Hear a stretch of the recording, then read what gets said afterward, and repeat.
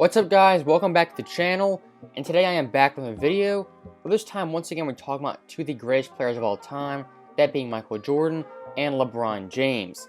And this time, I'm going to prove to you guys why Michael Jordan is still the greatest player of all time, and I'm going to give you 10 reasons of why he is. Now before we get into that, if you haven't subscribed to the channel, make sure to do so, and if you could like this video, I'd greatly appreciate it.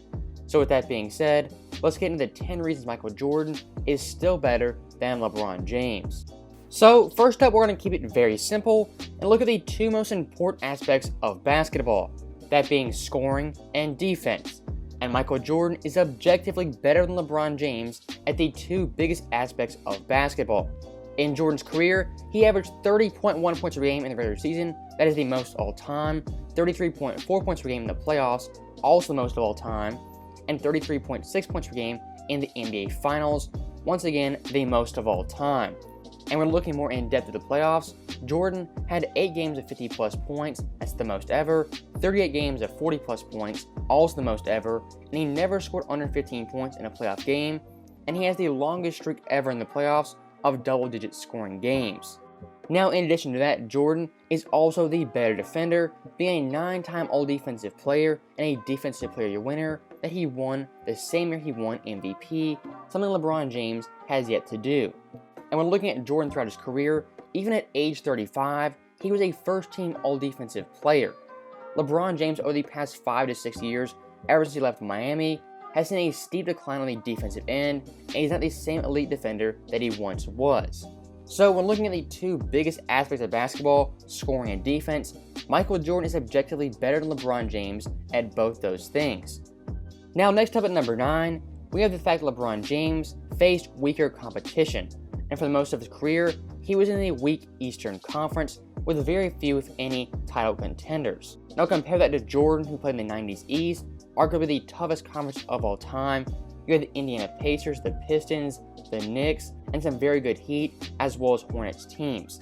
And when looking at Jordan and LeBron's overall careers, Jordan beat 20 50-win teams to LeBron's 19. And Jordan also has the better win percentage versus those teams, winning 20 out of the 27 times, compared to LeBron, who won 19 out of 30. And the same thing can be said for 60-win teams, as Jordan beat 7 to LeBron's 3, with Jordan once again having a better win percentage. Now in LeBron's defense, on average, he faced better teams in the finals, but looking at the playoffs overall, Jordan definitely faced the better teams compared to LeBron James. Now next up, reason number 8, we get the fact that Jordan had the better peak than LeBron James, and Jordan's peak was in 1988 to 1993. And this 6-year period is better than any 6-year period of LeBron's career. And when you look at how Jordan played in the playoffs when it mattered most, he averaged 34.6 points per game, 6.7 boards, 6.6 assists, 2.3 steals, 0.9 blocks, on insane 50, 35, and 83 splits. And Jordan at his absolute peak had 0 flaws in his game, and 3-point shooting was not an issue at this point in time. Also, I would say Jordan as a two-way player and all-around player was at his absolute best during this time, as he made 6 all-defensive first teams, including 1 Defensive Player of the Year.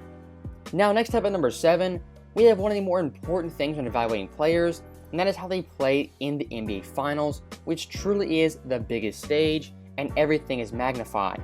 Now when looking at this stats-wise, Jordan in the Finals averaged 33.6 points per game, 6.0 assists, 6.0 boards, on 48, 36, and 80 splits. LeBron James averaged 28.4 points per game, 10.2 boards, 7.8 assists, on 48, 35, and 73 splits. Definitely some impressive numbers from both players, but I think Jordan stats-wise has the edge over LeBron James. And also from an iconic perspective and how dominant Jordan was in the finals, winning 6 times to LeBron's 4, while also mentioning LeBron James lost 6 times to Jordan's 0 times. And if you want to look at iconic moments from both these players in the finals, Jordan has 4 of the greatest moments in NBA history. He has the layup versus the Lakers where he switched hands, he had the shrug game where he made 6 threes, he had the flu game where he had the game-winning 3-pointer, and of course he had the shot over Brian Russell.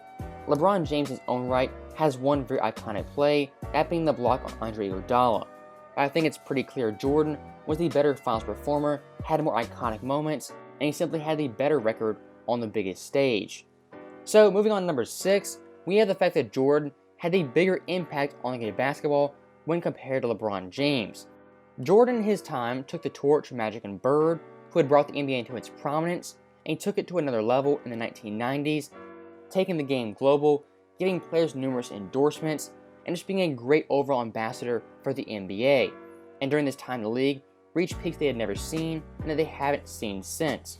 And if you want to look at how popular Jordan was in his time, I would say look at the ratings of his finals games. The 91, 92, 93, 96, 97, and 98 finals are all in the top 10 of the highest rated finals in NBA history, with the 98 finals being the highest rated of all time.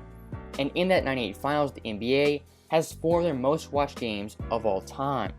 Now compare that resume to LeBron James, who in his time has the 2 lowest rated finals ever, that being the 07 finals and his past year in 2020.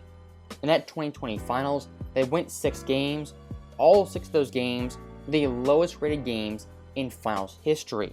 And this one stat will blow your mind: LeBron's most watched finals averaged 20.28 million viewers. That would still not be more than Jordan's lowest watched finals. So I think it's pretty obvious Jordan, from an overall perspective, had a larger impact on the game of basketball, and he was simply more popular than LeBron James. Now, finally getting the top 5, at number 5, we have the fact that Jordan was the much better player in the clutch time situations. When it came down to it, when it was money time, the game on the line, the series on the line, Jordan came through more times than not with some iconic game winners. Now, LeBron James in his own right had some great game winners and some big clutch time shots. I'm not saying LeBron isn't clutch, he's just not as clutch as one Michael Jordan. As if you look to the playoffs on game time go-ahead shots in the final 24 seconds, Michael Jordan shoots 50% compared to LeBron James, who shoots 35.7%. In the last 10 seconds, Jordan shoots 46.7%, LeBron's 39.1%. In the last 5 seconds, Jordan shoots 45.5%, once again to LeBron's 38.9%. So stats-wise, looking at the overall playoffs, Jordan definitely is better at the late game time and go-ahead shots. And if you look to the NBA Finals in the last 24 seconds, Jordan is 4 for 8 on those shots, exactly 50%, compared to LeBron James, who's 0 for 7 at a pitiful 0%. And one stat I love to look at is clutch time scoring. That is the last 5 minutes of game within 5 points. So let's look at those stats in the NBA Finals. For LeBron's finals career, he has 85 clutch time points on 30.8% shooting. Jordan has 126 at 46.9%. So I think it's pretty obvious Jordan in the playoffs as well as the finals is the more clutch player when compared to LeBron James. Now next up at number 4, we have LeBron James and his epic playoff failures that are way worse than any of Michael Jordan's failures. And I'll start this out by saying, Jordan in his career, he did fail and he did lose. But in virtually every playoff series Jordan, except for one versus the Orlando Magic, he came up big when it mattered most, and he still played very well. Even in that Orlando series, he still averaged 30 points per game despite the loss. You won't find any flat-out awful series from Jordan compared to LeBron James, who has plenty of black spots on his playoff resume. Now the first one I have to look to is the 2011 Finals, where the Heat were big-time favorites versus the Dallas Mavericks. In this series, LeBron James averaged 17.8 points per game and was outscored by Jason Terry, a role player in the NBA, and LeBron James at the time was seen as the best player in the league. And that is something for Jordan that in the playoffs never happened, period, and it definitely never happened in the NBA Finals. Also, I would look to the 07 Finals. LeBron James once again did not play good on the biggest stage. He was very young, but still, he only averaged 22 points per game on 35% shooting. And looking at 2008 versus the Boston Celtics, in that series, LeBron averaged 26.7 points per game, 6.4 boards, 7.7 assists on pretty awful 35, 23, and 75 splits. And for the majority of that series, he was god-awful for that Cavs team.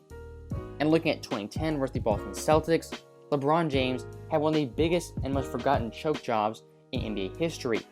as this Cavs team was heavily favored, and they actually went up 2-1. But over the final 3 games of that series, LeBron James would average 21.3 points per game, 11.3 boards, 8.3 assists, on pitiful 34, 15, and 74 splits, with 6.3 turnovers per game. When looking at LeBron's playoff resume versus Jordan's resume, it's simply not comparable, as Jordan is virtually spotless compared to LeBron James, who has numerous series where he underperformed and did not show up. Now getting to the top 3, at number 3, we have the fact that LeBron James, he was never feared like Michael Jordan was in his prime. And to put it very simply, Jordan was much more dominant in his era, the 90s, than LeBron James has been in any of his eras, specifically the 2010s. And in Jordan's championship era from 91 to 98, he was 6-0 in the NBA Finals, 18-1 versus the Eastern Conference, 6-0 versus the West, 24-1 versus the NBA. He beat 9 50-win teams, 7 60-win teams, was a 4-time MVP, 6-time Finals MVP, 6-time All-Defensive First-Team player, and a 6-time scoring champ. And when Jordan was fully healthy and fully rested, there was no team, no player who was going to outplay him and win a championship against his Bulls team. And you can go on YouTube and look up how players in his era, they absolutely feared him and they never wanted to cross him or talk trash to him. That is something you cannot say about one LeBron James. Now at number 2, we have the fact that LeBron James, he likes to lead his teams and create super teams with different superstar players. And I will say LeBron James has the right to lead his teams anytime he wants after his contract is over. But when looking at how he makes his teams, how he plays pseudo GM, you can't help but realize he's really self-engineered a lot of his championship teams compared to Jordan, who never asked for another superstar teammate and never demanded any types of trades. And looking back at the 2011 decision, that's something Jordan would have never done. He would have never gone and joined Larry Bird or Magic Johnson. He wanted to win the championship his way on his own team. So taking into account the fact that Jordan never asked for a trade, never asked for good teammates, and he never played on a super team with more than one All-Star, that has to be a big factor in this debate when evaluating these two players and their overall legacies. Now at the number 1 spot of why Jordan is still better than LeBron James, it's very simple. His basketball legacy and his body of work is still better than LeBron's. And after this video, looking at all the dark spots on LeBron's resume, and the fact that Jordan never had those down moments where he underperformed, it's pretty obvious Jordan has the better overall basketball legacy, and taking into account he's also the better player. That in my eyes makes it pretty simple. Michael Jordan is the better overall player, he's a greater player, and he's still the GOAT for the NBA. So that right there is the end of the video. As always, thank you guys for watching, hope you enjoyed it. I'll see you guys next time.